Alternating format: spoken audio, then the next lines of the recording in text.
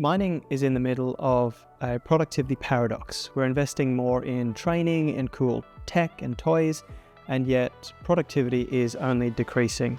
And we can see that in terms of production volume. McKinsey, through their MineLens study, has found that productivity is 25% lower today than it was 20 years ago in 2005.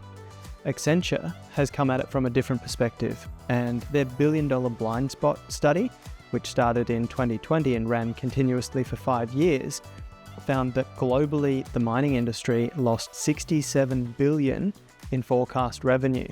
That is what was predicted in quarterly guidance compared to what was actually delivered. At the same time, the time between industrial revolutions is decreasing.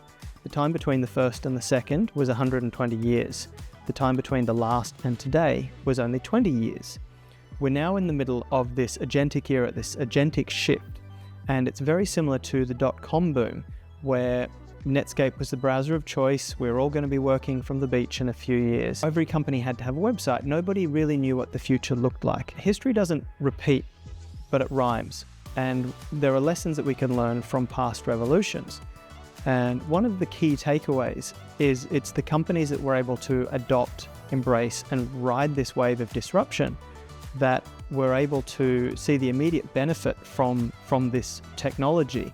And later on, they were able to buy their competitors for cents on the dollar, if their competitors had any value left at all. The obvious example here is Blockbuster and Netflix. Netflix today is a household name, and we even use it as a verb. Let's Netflix this. Whereas Blockbuster is the relic of a bygone era.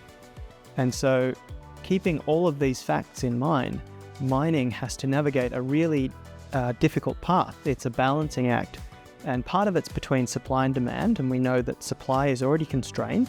If you've been on the internet in the last 5 minutes, you will have seen that demand is only set to increase, particularly for things related to decarbonization or the energy transition.